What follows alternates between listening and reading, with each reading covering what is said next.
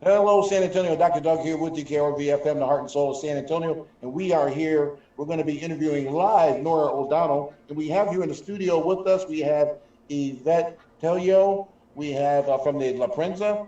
And remotely, we have Leslie Ausburn from the Jewish Journal and myself, Doug Heath, from the San Antonio Observer. And we're going to be interviewing Norah O'Donnell today, talking to her about her San Antonio roots and those types of things. For those of you who didn't know, Nora is from San Antonio, and she's coming in right about now. So tell us, you've interviewed like almost every famous person this decade or this century.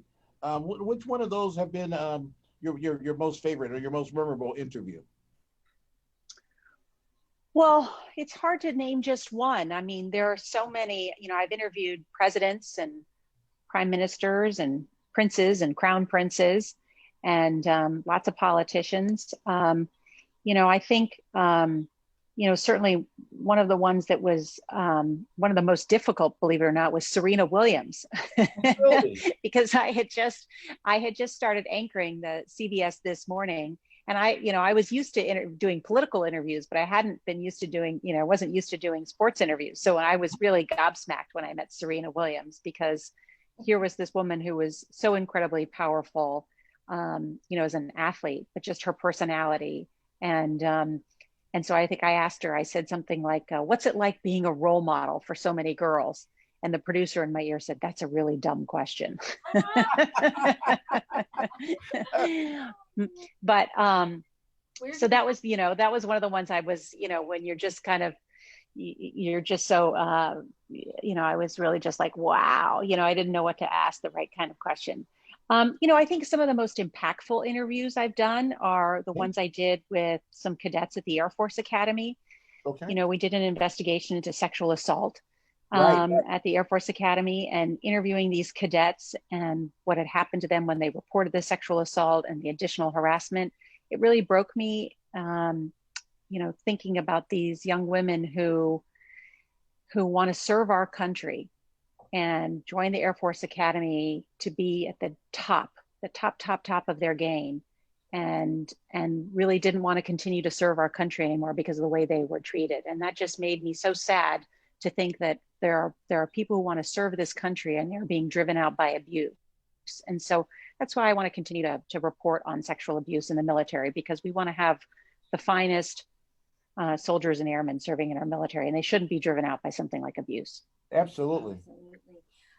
So, Nora, I have a question for you with regard to, obviously, in your role as a national newscaster, your job is to paint a broad stroke of what's happening across the country. How do you see the small local news organizations like those of us who are on today playing into that and helping kind of weave that fabric, both on a local level and also for you on a national level? Local reporting and journalism is the backbone of journalism. It is so important in terms of reporting what's going on the ground, holding officials accountable, and telling the real story.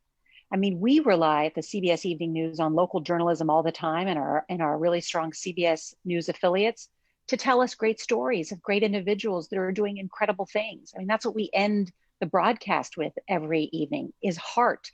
The heart of America is in local communities and cities. And so we need local journalism to say, here's someone who's got an initiative where they're helping out the food bank for all the people that need help. Here's the young students who started this particular charity where they're making masks for healthcare workers, during the early days of the COVID pandemic. So I just think it's so critical. And I hope that, communities recognize that, and that local journalists get the support that they need. Thank you for sharing that, Yvette. So do we. So without sounding like the dumbest question in the world, like you just said that they told you, and being starstruck, because I think we kind of all are, we're really proud that you come from San Antonio. You're a part of us. Being a part of San Antonio, I think ideally what you just said about the Air Force or the military investigation that you did. First of all, I thank you so much for that. I think it's really important. Right now, just recently with what happened at Fort Hood, it was a question to me why it wasn't a bigger deal than what it was when we had 4 soldiers that had been killed and or found, found missing, and unfortunately, they were not found alive. And it's reporters like you that make it so important that you were able to give that to us as your, call us your groupies, right? So that's what we are to you. Thank you for everything that you do. And my question is very similar to Leslie's. What is it that you can tell us that we can do to step it up a notch? Well, look, I'm glad you brought up what happened at Fort Hood, because now Congress has the I Am Vanessa Guillen Act, Right. which would do a variety of things in terms of making sexual harassment subject to the Uniform Code of Justice. That's just right. And so you could be prosecuted under that. And there's a real question, what's happening to these women and some men in the military, that they are being assaulted or murdered in the case of Vanessa Guillen? And is there the kind of support that's needed for them? And so I'm glad to see that is getting the type of attention that Vanessa Guillen deserves, that her family deserves, and that other soldiers who have been the victim of abuse deserve. I think what we can all do better is follow our curiosity. It's a piece of advice that I'm given often sometimes when I'm looking at an interview and I say, oh my goodness, what am I going to ask this person? Or how do we make this interview really interesting? The best advice I always get is follow your curiosity. What is it that interests you? People say, Norah, you read so much, just follow your curiosity. And that's always helped me in everything I do, because it's what I'm interested in, what I know people who watch our program may be interested in. And so I think hopefully that's what makes our journalism interesting. And, in whatever you do in life, really, even if you're a journalist or, even if you're a carpenter, or if you're a restaurateur, or if you're a healthcare worker, follow your curiosity. This doesn't seem right. What if I tried it this way? And that's ultimately, I think, what becomes at least fulfilling for me in my daily work. I read 6 newspapers every day. I get 3 hard copies at home. And, this morning I had my scissors out and I'm cutting the newspaper myself and underlining stuff because it's, I'm so old school, because it's like, oh, I want to follow up on this, or this really sparks my curiosity, or I wonder if this is true. And, that's what I find kind of most enjoyable is following up on that kind of stuff. Well, that is a great nugget of information, because I think so many of us locally kind of like are afraid to follow our curiosity. So thank you for sharing that. Well, we say, look, it's the most important question. Why?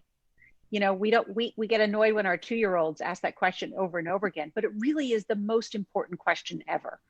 Why is this happening? Right? And Yes. So why, right? So 4 years ago, why was Trump elected? What did journalists understand or misunderstand about the election?